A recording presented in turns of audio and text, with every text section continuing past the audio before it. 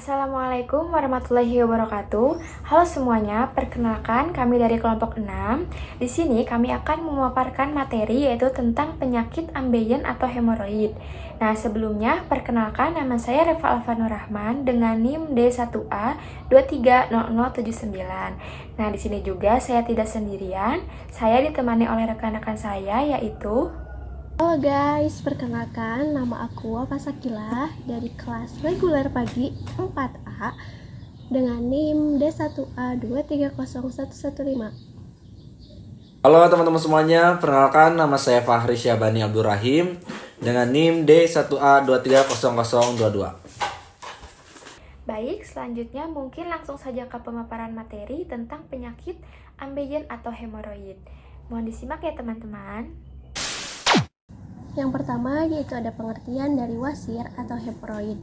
Nah, wasir atau hemoroid ini adalah kondisi di mana pembuluh darah vena di sekitar anus atau rektum bagian bawah ini membengkak dan juga meradang. Nah, pembengkakan ini bisa terjadi di dalam rektum, yaitu dinamakan dengan hemoroid internal, atau di bawah kulit di sekitar anus yang disebut dengan hemoroid eksternal. Selanjutnya yaitu ada patofisiologi dari wasir ini atau hemoroid ini. Nah, patofisiologi hemoroid ini melibatkan beberapa faktor yang dapat menyebabkan peningkatan tekanan pada plexus vaskular hemoroid di submukosa rektum. Nah, mekanisme utamanya yaitu adalah yang pertama yaitu peningkatan tekanan intraabdomen, yaitu seperti mengejan saat buang air besar atau konstipasi kronis, batuk kronis, kehamilan, dan mengangkat beban yang berat itu dapat meningkatkan tekanan di dalam perut dan menyebabkan kongesti pada vena hemoroid, teman-teman. Nah, yang kedua yaitu ada degenerasi jaringan ikat.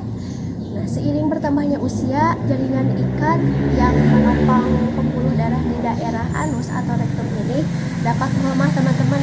Nah, kelemahan ini yang menyebabkan pembuluh darah lebih mudah prolaps atau membengkak, teman-teman. Yang ketiga yaitu ada disfungsi otot anus. Otot sphincter anus yang melemah atau tegang dapat memperburuk aliran darah vena dan menyebabkan penumpukan darah, teman-teman. Yang keempat yaitu ada perubahan aliran darah. Nah, terdapat teori bahwa terjadi peningkatan aliran darah arteri ke plexus hemoroid yang kemudian dapat menyebabkan pembengkakan. Yang terakhir yaitu ada inflamasi. Proses inflamasi ini dapat memperburuk kerusakan jaringan dan juga pembengkakan. Serta ada kombinasi faktor-faktor ini menyebabkan pembuluh darah vena menjadi bengkak, meregang, dan pada kasus lebih lanjut dapat prolaps keluar dari anus, teman-teman. Selanjutnya yaitu ada klasifikasi. Nah, hemoroid ini diklasifikasikan menjadi dua, teman-teman. Yang pertama yaitu ada hemoroid internal dan yang kedua yaitu ada hemoroid eksternal. Yang dimana hemoroid internal ini terjadi di dalam rektum, di atas garis dentata, yaitu garis yang memisahkan bagian sensitif dan tidak sensitif pada anus. Nah, hemoroid internal ini biasanya tidak nyeri karena area tersebut kurang memiliki saraf sensorik, tetapi dapat berdarah gitu ya, teman-teman. Klasifikasi wasir ini mempunyai 4 derajat, teman-teman.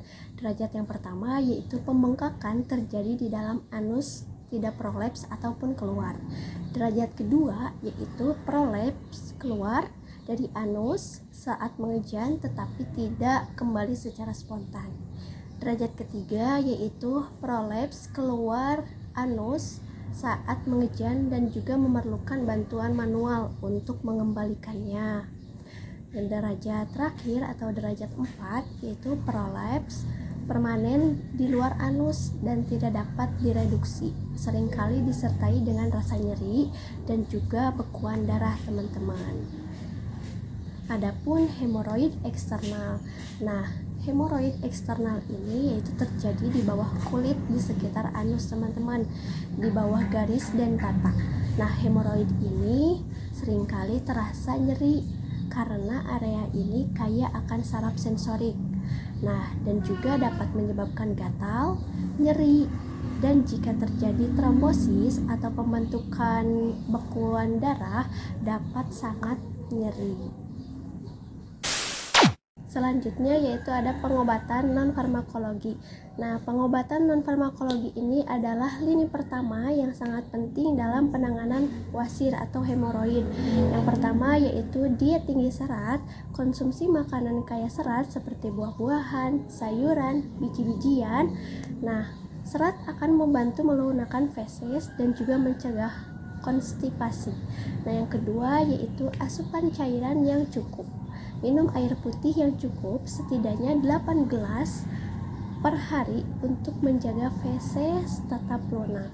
Yang ketiga yaitu hindari mengejan yang berlebihan, teman-teman. Jangan menunda buang air besar dan jangan mengejan terlalu kuat. Dan yang keempat yaitu posisi buang air besar yang tepat.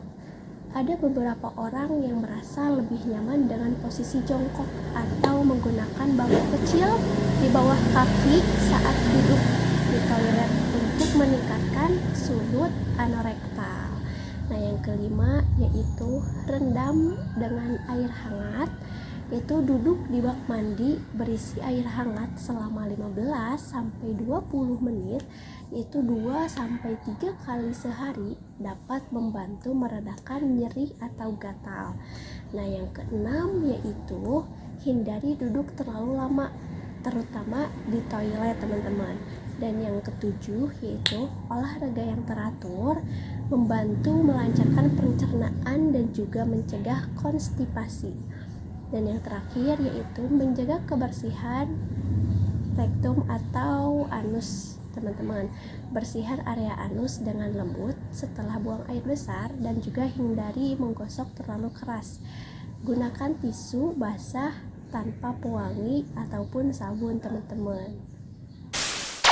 Nah, mungkin selanjutnya ada etiologi dari ambeien. Nah, teman-teman, ambeien atau hemoroid itu disebabkan oleh peningkatan tekanan pada pembuluh darah di sekitar anus atau rektum. Nah, faktor-faktor pemicunya antara lain yaitu kebiasaan mengejan saat buang air besar akibat konstipasi.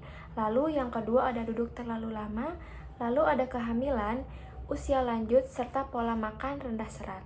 Nah, selain itu, diare berkepanjangan juga dan obesitas serta faktor genetik dapat memperbesar resiko terjadinya ambeien atau hemoroid. Nah, selanjutnya di sini ada diagnosis. Nah, teman-teman, diagnosis ini dilakukan melalui wawancara medis untuk menilai gejala seperti pendarahan saat buang air besar, nyeri, gatal, atau benjolan di anus. Serta pemeriksaan fisik juga dilakukan untuk melihat adanya hemoroid eksternal atau prolaps. Nah, jika diperlukan, dokter akan melakukan pemeriksaan rektal digital atau prosedur tambahan seperti anoskopi untuk melihat hemoroid internal yang tidak tampak dari luar. Oke, selanjutnya ada komplikasi. Nah, komplikasi ambeien juga dapat terjadi jika kondisi tidak ditangani dengan baik. Nah, beberapa komplikasinya yang umum seperti anemia akibat pendarahan kronis, terjebaknya hemoroid prolaps yang menyebabkan nyeri hebat, hingga pembentukan pembekuan darah atau trombosis pada hemoroid eksternal. Nah, dalam kasus yang jarang juga, infeksi atau peradangan parah juga dapat terjadi, sehingga memperburuk kondisi pasien dan memerlukan penanganan medis lebih lanjut. Di sini saya akan menjelaskan mengenai pengobatan farmakologi untuk penyakit ambeien.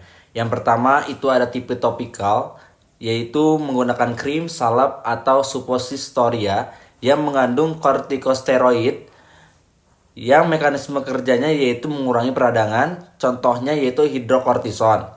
Lanjut ada anestesi lokal, contohnya menggunakan lidokain yang nantinya akan mengurangi nyeri. Selanjutnya itu ada astrigen, contohnya witch hazel yang nantinya mengurangi pembengkakan.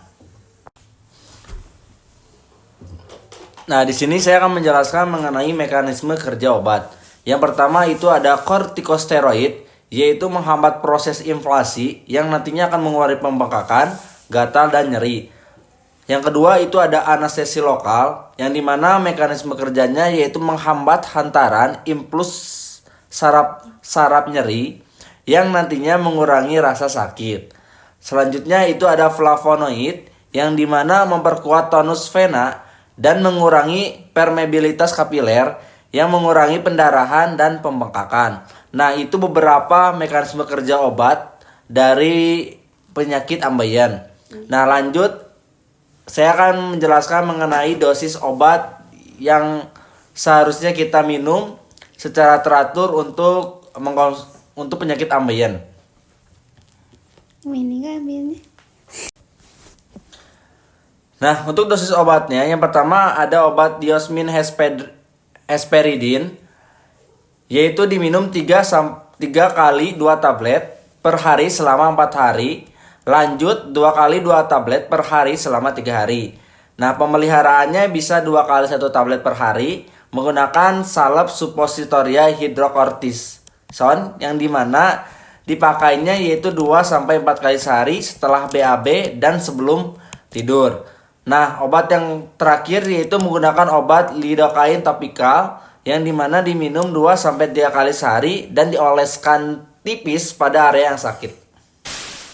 Pencegahan penyakit ambeien yang pertama yaitu Anda memperbanyak serat, contohnya konsumsi sayur, biji-bijian, dan buah. Yang kedua, minum dengan air yang cukup, minimal 8 gelas per hari. Yang ketiga, hindari mengejan atau mengeden berlebihan saat BAB.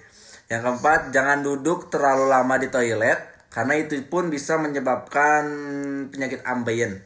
Yang kelima, rutin dengan olahraga, karena dengan olahraga bisa membantu memperlancar peredaran darah. Yang keenam, segera BAB jika terasa ingin, jangan ditunda-tunda. Dan yang ketujuh, jaga berat badan Anda secara ideal. Apa saja sih efek samping ketika Anda mengonsumsi obat penyakit ambeien? Nah, ini ada beberapa obat. Yang pertama ada tipikal kortikosteroid topikal. Contohnya yaitu hidrokortison. Ada efek sampingnya ketika Anda mengkonsumsi secara berlebihan. Yang pertama yaitu iritasi kulit. Yang kedua penipisan kulit jika digunakan dengan jangka panjang. Yang kedua contoh obatnya yaitu lidocaine. Anda akan merasakan reaksi alergi gatal atau ruam di sekitar kulit Anda. Terus mati rasa dan berlebihan. Selanjutnya, obat yang ketiga yaitu ada diosmin hesperidin. Itu biasanya efek sampingnya yaitu nyeri perut ringan plus mual atau diare. Nah, mungkin itu beberapa efek samping dari obat dari penyakit ambeien. Nah, di sini juga ada contoh studi kasus, yaitu seorang pria berusia 45 tahun datang ke klinik dengan keluhan benjolan di anus. Nah, pendarahan saat buang air besar dan rasa nyeri saat duduk. Setelah pemeriksaan fisik dan anoskopi, pasien didiagnosis menderita hemoroid internal derajat 2.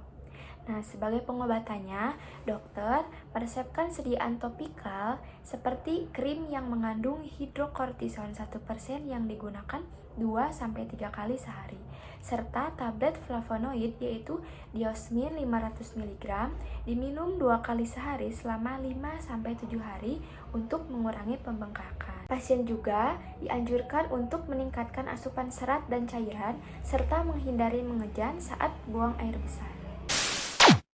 Nah, mungkin cukup sekian pemaparan materi yang dapat kelompok kami sampaikan.